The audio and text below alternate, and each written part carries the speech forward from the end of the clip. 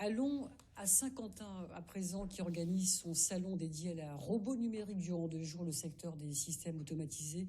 Robot est en plein boom et la ville veut se positionner, mais désormais le salon est entièrement virtuel. La formule digitale semble avoir encore plus d'impact pour toucher des chefs d'entreprise en Europe et ailleurs. Rémi Vivenot et Arnaud Vuste sur place. Des démonstrations, des stands. Avant, le salon de la robot numérique à Saint-Quentin, c'était ça. Dorénavant, tout est virtuel. Nous allons continuer notre découverte du monde de la robotique avec un programme vidéo, des présentations en ligne, des rendez-vous en chat. Tout est coordonné durant 2 jours depuis cette régie à Saint-Quentin.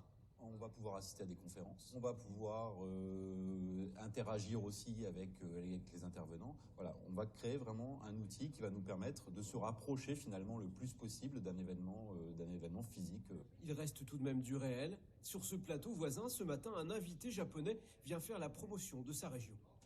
C'est un super événement, Robo Meeting 2021, et nous remercions les organisateurs de nous accueillir ici et de nous donner l'opportunité de faire une présentation.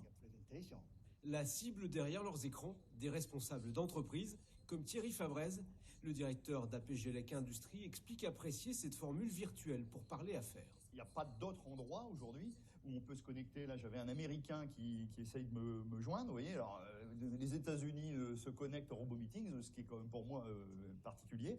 Et donc, fournisseurs, clients, on essaye d'échanger. Donc, c'est pas si mal que ça. Et c'est concentré en 1 ou 2 journées.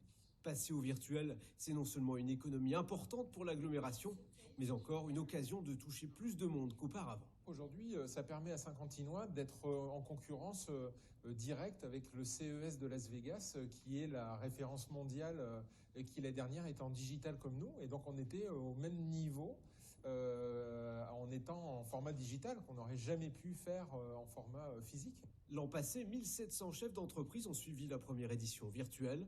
Objectif, placer Saint-Quentin dans la compétition autour de la robot numérique et transformer le tout en emploi bien réel.